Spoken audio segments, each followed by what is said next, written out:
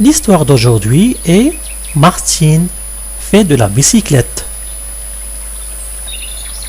Connaissez-vous la route qui mène au village alentour et se perd dans la campagne? Martine aimerait bien s'y promener à bicyclette. Mais elle n'a qu'un vélo à 3 roues, celui que son papa lui a offert quand elle était toute petite. Et il n'est plus à sa taille. Quand elle pédale, ses genoux touchent le guidon. Tu prêtes ton vélo? Demande Martine à son frère Jean. Je ne l'abîmerai pas.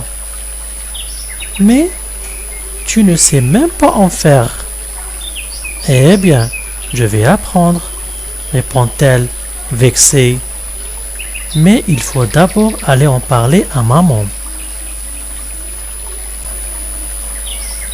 Maman est d'accord. Grand-père, qui a tout entendu, est allé acheter une bicyclette en cachette pour faire une surprise à Martine. Voyez comme elle est jolie. Martine sera très heureuse. Pour apprendre à rouler, rien ne vaut le jardin derrière la maison. Il y a une allée bien droite. Ne serre pas le guidon si fort, dit grand-père. Et regarde bien devant toi. Surtout, ne me lâche pas, dit Martine. Maintenant, Martine s'est roulée toute seule. Vous croyez? Elle n'aurait jamais dû s'aventurer dans le village sans prévenir grand-père. Le chemin est semé de trous et de bosses. Et il descend toujours plus vite. Comment faire pour s'arrêter? Après le tournant, la cour de la ferme. Ouf, la barrière est ouverte. Attention, crie Martine en perdant les pédales. Tout à coup, devant elle, un grand tas de paille. Elle lâche le guidon et patatras. Heureusement, elle n'a que des égratignures.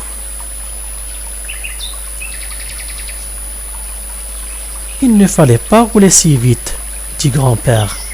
L'essentiel, à vélo, est de savoir s'arrêter. Tu freines des deux côtés et tu mets un pied à terre. Maintenant, Martine s'est bien roulée, mais grand-père l'a prévenu. Pas d'imprudence. Promis, je vais rester sur la place du village.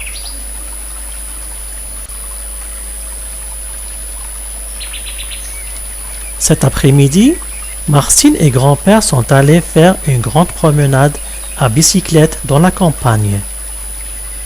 Il y a de nombreux chemins et des champs à perte de vue.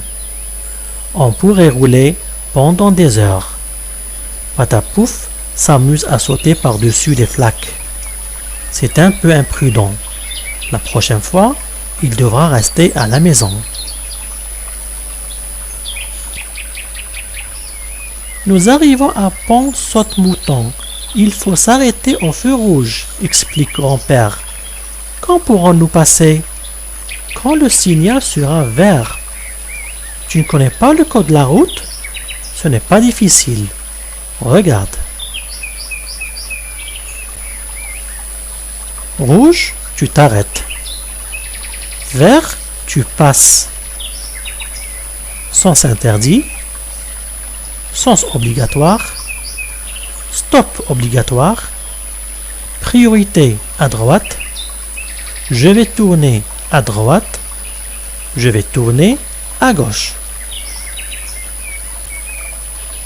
Mon pneu avant est à plat, dit Martine, inquiète. Heureusement, grand-père est là. En quelques minutes, il démonte la roue. Dépêchons-nous. Il faut réparer la fuite avant la nuit. Et maintenant, rentrons à la maison. Tiens, une voiture qui vient en sens inverse.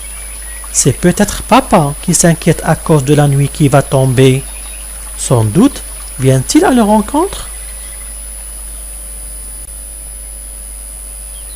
C'est tellement agréable de rentrer à la maison. Repose-toi, grand-père, dit Martine. Je vais enlever tes chaussures. Tu n'es pas trop fatigué? Coussi coussa. Et toi, Martine? J'ai les jambes raides d'avoir tant pédalé, mais tout de même, on a fait une fameuse balade. Le lendemain, Martine nettoie sa bicyclette. Martine, tu veux bien que j'attache mon auto à ta bicyclette? Demande son petit frère. Oui, mais nous ne traverserons pas la route. Sinon, grand-père sera fâché. Nous n'irons pas trop vite et surtout, nous serons très prudents. Et ainsi s'achève l'histoire. Martine fait de la bicyclette. À bientôt!